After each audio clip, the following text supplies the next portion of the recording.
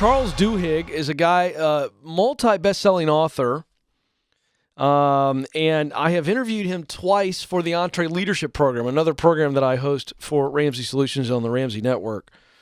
And he's a brilliant guy, and he has an article out on CNN.com, and I'm just going to pull a couple of pieces of information from this. He wrote the article, and it's entitled Wealthy, Successful, and Miserable. And I got to tell you, when I see things like this, I just shake my head in a sad resignation because I'm not surprised. I talk about this all the time. How people who are very talented and they've used that talent to move up the ladder, but it has no passion for them. That's why I tell you folks all the time, talent is not enough. Passion is not enough, or you're going to be like the kids I saw on American Idol last night. Which, by the way, I'm so glad that show's back. It's a Coleman family favorite. And it's not like it used to be. Now, Madison, did you ever see the original with Simon Cowell and Paula? Okay, good. I'm so excited that there's an actual show that you and I share some viewing experience on. Boy, oh boy. You know what? I'm a man of the people and I'm transparent, so I'm going to go ahead and I'm going to answer what you just asked me because they can't hear you.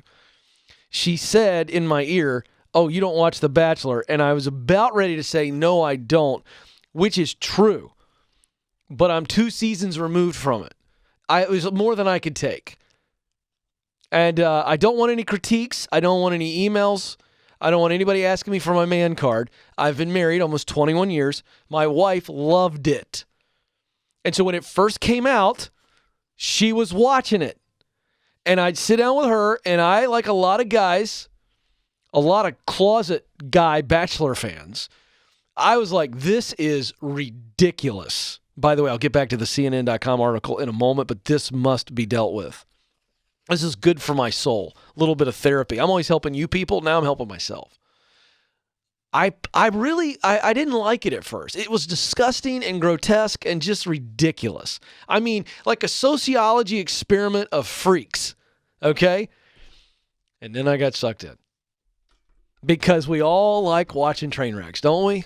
I mean, it's a sick thing of us humans. We like watching train wrecks, and that's what it is. However, I want to say, Madison, that I stopped watching cold turkey about 2 or 3 episodes in. I don't know, 2 or 3 seasons ago now, probably. And boy, I feel very good about myself. Anyway, American Idol, as I was saying, we have lots of people that are pursuing their passion, but they don't have any talent. So they want to be a musician, they want to sing, they want to be a star, but they're awful. So anyway, back to the CNN.com article. You got to love rabbit trails here on the Ken Coleman Show. You're not going to get this anywhere else. So Duhigg says in this article that he interviewed one investment banker, and this is a direct quote from an anonymous investment banker. I want you to listen to this. "I feel like I'm wasting my life."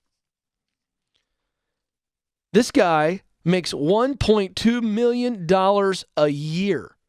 And his quote was, "I feel like I'm wasting my life. My work feels totally meaningless." Totally meaningless. He makes $1.2 million a year. And he's going, "I hate Mondays." Are you kidding me? Now, listen to this. A 2018 poll of 5,000 professionals conducted by Korn Ferry Institute, an organizational consulting firm, found that the number one reason people leave their jobs is because they're bored. Number 2 reason people leave their job, they're looking for a new challenge. Those are cousins, aren't they, Joe? They're kissing cousins. We got bored, and then we've got, I need a new challenge. So it's essentially the same thing. I can see why respondents gave 2 different reasons there, but the bored is, there's no meaning here. This is the $1.2 million salary guy, investment banker, and there's no meaning. No meaning at all. So he's bored. Of course he's bored. There's no passion. And the people that are looking for a new challenge, this is natural. We are creatures of progress. We want to make progress, all of us. I talked to somebody the other day on our team. She's a rock star. She's killing it. She's winning. And she's bored. Why? She needs a new challenge. It's exactly what she's won. So when you slay the dragon, you're like, Okay, where's the next dragon? I need another dragon to slay. I mean, this is the natural effect of success. I've tasted it. I want more. I've conquered this. I need something new to conquer. I need new ground. You ever wondered why the Alexander the Greats and all these emperors, Caesar, why did they take over half the world? Because they were conquerors. They conquered something. I got to go conquer something else. That's over. They're celebrated. Oh, that felt good. I mean, this is really true. Now, that is the ugly side of the human spirit, but it's all the same. So, then there's a Princeton study that Duhigg mentions, and here it is. This study reported that income-influenced happiness tops out at $75,000.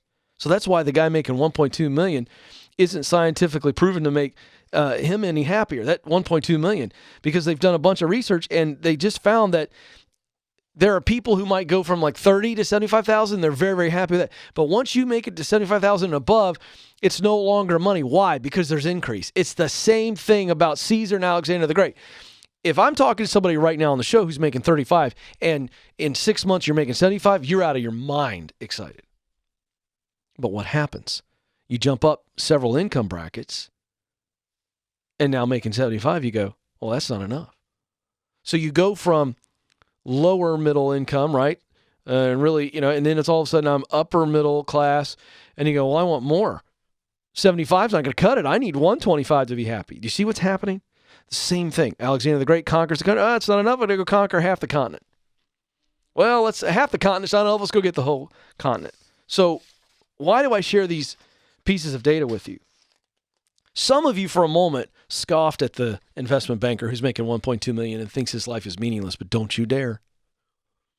Don't you dare. I'll tell you why. Because we now know from scientific research that making more money doesn't make anyone happier. And notice that what he used in his direct quote to doing, he said, I feel like my life is meaningless. I'm wasting my life.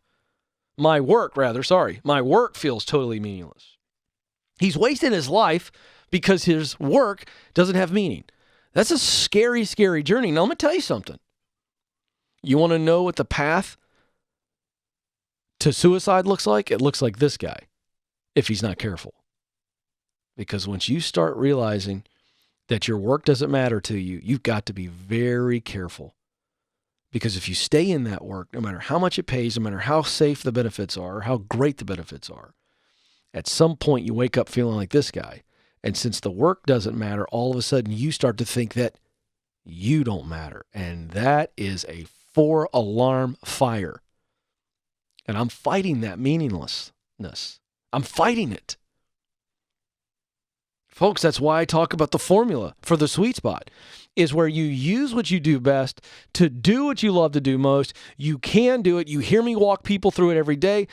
Our caller, the last caller, Kelly, was overcome with emotion. And we came up with 3 potential ways that she can live and work in her sweet spot and do work that has tremendous meaning. As I say, your why ought to make you cry. And if your why doesn't make you cry, I can tell you right now, it's not your why. So there you go. For those of you who think that money is going to bring you happiness and meaning, it's not going to. But let me also say, if you're doing work that matters to you, you're going to have enough money. You really will. I think the money follows you on some level. And I think that, again, I know a lot of teachers that are millionaires. They love their work and they've just been smart and they live on less than they make. They're very fulfilled, so therefore they're willing to sacrifice longer. And then when they're done with the journey, they're millionaires. So don't tell me it can't be done.